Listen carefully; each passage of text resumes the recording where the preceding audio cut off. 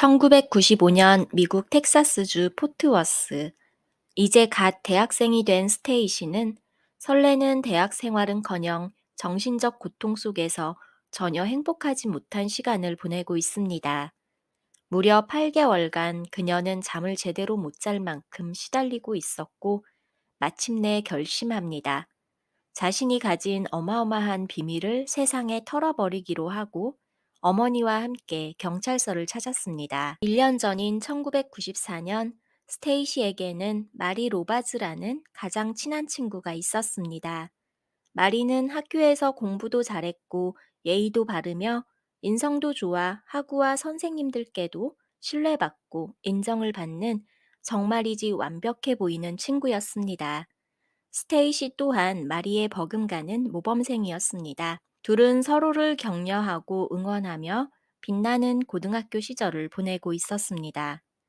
그러던 어느 날, 마리는 학교에서 공연할 세익스피어의 햄릿 무대를 스테이시와 연습하던 중 형을 독살하고 왕이 된 클라우디스 왕의 독백에서 갑자기 형언할 수 없는 고통을 느낍니다. 스테이시에게 아무에게도 말 못한 비밀이지만 말하지 않으면 못 견디겠다며 자신이 저지른 끔찍한 일을 고백했습니다. 바로 자신이 아버지를 살해했다는 것입니다. 당시 부모님은 이혼해 마리는 엄마와 살다가 엄마와 다퉈 집을 나왔고 아버지와 살던 상황이었습니다. 그녀는 아버지를 살해하기 위해 1993년 학교 화학실에서 아세트산 바륨이라는 화학 물질을 가져갔고 2월 18일 아버지가 드실 멕시코 음식 타코에 뿌렸다고 합니다. 독성 물질이 들어가 있음을 전혀 알지 못했던 아버지 스티브는 타코를 섭취한 후 얼마 안 돼 복통과 메스꺼움을 호소합니다. 막상 아버지가 쓰러지자 마리는 이웃집으로 달려가 아버지의 상황을 알립니다. 이웃이 곧장 집으로 와 911에 신고했고 도착한 응급구조원이 살려보려 애썼으나 결국 그는 포트워스 병원에 도착 전 사망하고 말았습니다. 사인은 심장마비로 기록됩니다. 자연스러운 병사로 처리되었지만 사실을 알고 있는 마리는 당연히 죄책감에 시달리게 됩니다. 하지만 아무에게도 말할 수 없었습니다. 그렇게 1년을 혼자 간직하다 끝내 절친에게 털어놓고 만 것이었습니다. 마리의 고백을 들은 스테이시는 친구의 비밀을 지키고자 노력했지만 예전처럼 마리를 대할 수가 없었고 스스로 너무 괴로워졌습니다. 스테이시는 그 이야기를 들은 후 악몽에 시달리기도 하고 멍해지기도 했다가 괴로움을 잊으려 술에 의존하기도 했습니다. 대학에 입학했지만 적응하지 못했고 출석도 잘 못해 학교 생활이 엉망이 되었습니다. 그녀의 머릿속은 온통 친구의 비밀이 차지했습니다. 너무나도 달라져 버린 딸의 변화에 어머니는 스테이시를 걱정합니다. 그렇게 8개월을 시달리다 결국 어머니에게 털어놓았고 마침내 경찰서로 향하게 된 것입니다. 모녀의 이야기를 들은 경찰은 2년 전 스티븐 사망 당시에 병원을 찾아 그의 사인을 확인했습니다. 확실히 심장마비라고 적혀 있었지만 의사 중 한 명은 스티븐이 사망했을 때 당시 오작동하는 등 일부 기계가 부족하여 의사들이 본격적인 부검을 수행할 수 없었다고 말했습니다.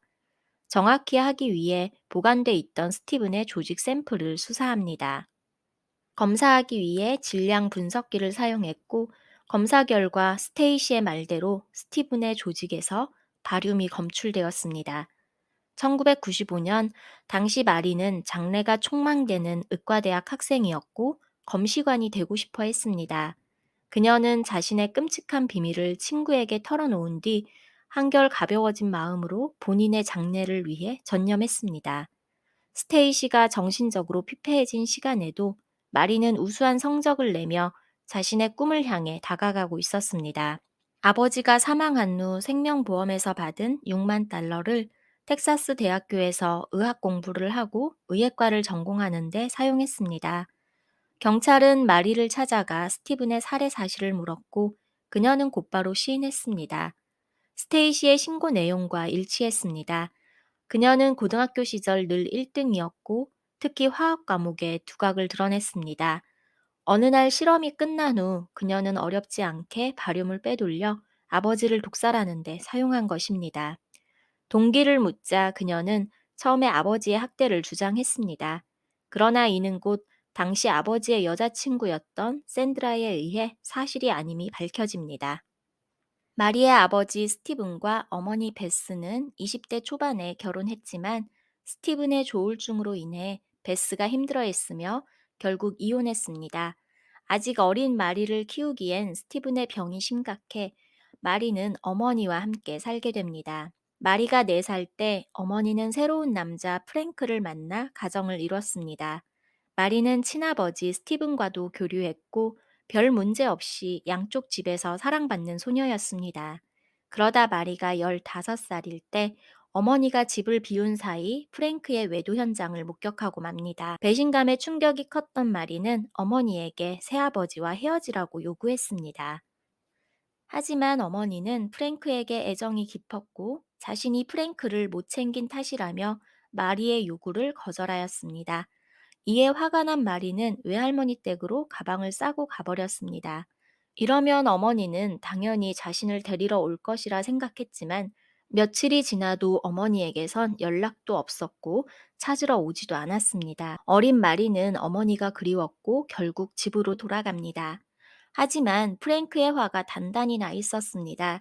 그는 베스가 자신을 선택한 것에 의기양양해져 마리를 집에 들어올 수 없도록 단단히 쐐기를 박았습니다. 한번 집을 나갔으면 끝이라며 결코 받아들일 수 없다고 합니다. 이때도 어머니는 새아버지의 편이었습니다. 베스는 이혼한 남편 스티븐에게 전화해 마리를 데려가라고 합니다. 한편 스티브는 여자친구는 있었지만 아직 혼자 살고 있었습니다. 그는 꾸준히 치료하여 조울증도 거의 완치됐고 우편 배달부로 안정된 생활을 하고 있었습니다.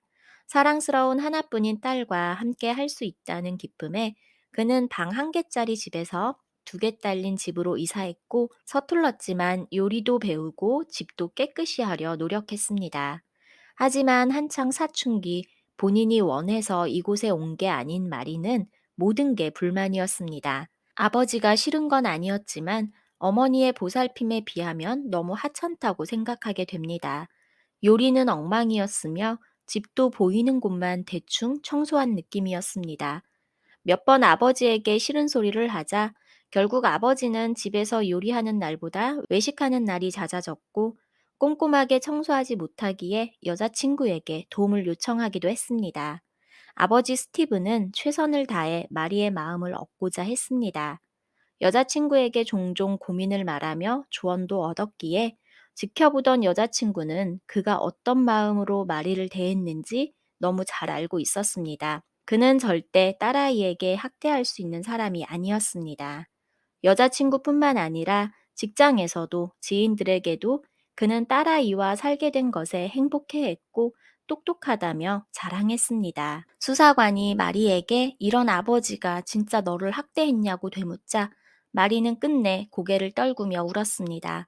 아버지는 단 한 번도 자신에게 싫은 말을 하거나 학대한 적이 없다며 자신은 단지 어머니와 함께 살고 싶었을 뿐이라고 자백합니다.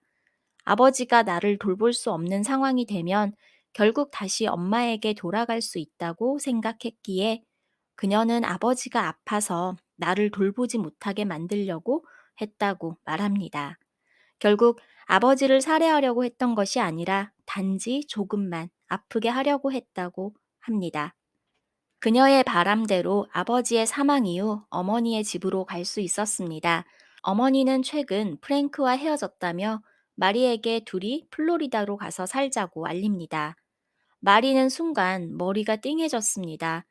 어머니가 며칠만 일찍 나에게 사실을 알려줬다면 나는 아버지를 독살하지 않았을 텐데 후회해도 돌이킬 수 없었습니다. 어머니는 진짜로 마리만 데리고 떠났고 잠시나마 모녀만의 행복한 시간을 가졌습니다. 그러나 얼마 안 돼 프랭크가 잘못을 뉘우친다며 모녀를 찾아왔고 마리는 반대했지만 바보 같은 엄마는 또 받아줬습니다. 하지만 재벌은 못 준다고 프랭크는 어머니를 속이며 또 외도 행각을 이어갔습니다. 마리는 이번에도 알아버렸고 어머니가 너무 가엾고 이해가 안 됐던 마리는 한 번 더 이 사실을 알립니다. 그러나 어머니는 또 예전처럼 프랭크를 선택했습니다. 도저히 프랭크가 용서 안 됐던 마리는 결국 사랑하는 어머니를 떠나 친할아버지의 집으로 갑니다. 아마 아버지를 죽인 죄책감에 그녀는 할아버지 곁에 있고자 한 것으로 보입니다. 할아버지의 집에서 그녀는 새로운 고등학교에 다녔고 여기에서 만난 친구가 스테이시였습니다. 마리는 끝내 1년간 숨겨온 비밀을 누군가에게 말함으로써 해소하고자 했지만 스테이시는 그로 인해 너무 큰 고통에 빠져야 했습니다. 마리는 1995년 재판에서 자신은 정말 아버지를 죽일 마음이 없었다며 조금 아프게만 할 생각이었고 그렇게 돌아가실 줄 몰랐다며 과실치사를 주장했습니다. 그녀의 가족, 친척들, 피해자 스티븐의 가족들 또한 마리의 선처를 요구했습니다. 하지만 스테이시는 마리는 분명 바륨에 대해 잘 알고 있었으며 얼마나 위험한지 치사량 또한 정확히 알고 있었다고 말했습니다. 결국 마리는 과실치사가 아닌 살인 혐의로 유죄 판결을 받았고 27년의 징역형을 선고받았습니다. 하지만 그녀는 모범수로 생활해 단 7년 만인 2003년에 가석방되었습니다. 그녀의 석방 후 동료 재소자였던 한 여성이 인터뷰했는데 수감 생활 중 마리는 단 한 번도 후회하거나 뉘우치는 모습을 보이지 않았다고 합니다. 오히려 그녀는 펜팔로 만난 남자친구가 면회 오는 날엔 한껏 치장하고 들떠서 좋아했다고 합니다. 자신은 여전히 똑똑하기 때문에 다른 죄수들과는 다르다며 오만한 모습을 보이기도 했다고 인터뷰하였습니다. 2005년 그녀는 수감 당시 펜팔하던 남자친구와 결혼해 그의 도움으로 어이없게도 법률사무소에 취직해 포트워스 어딘가에서 일반인의 신분으로 살아가고 있습니다.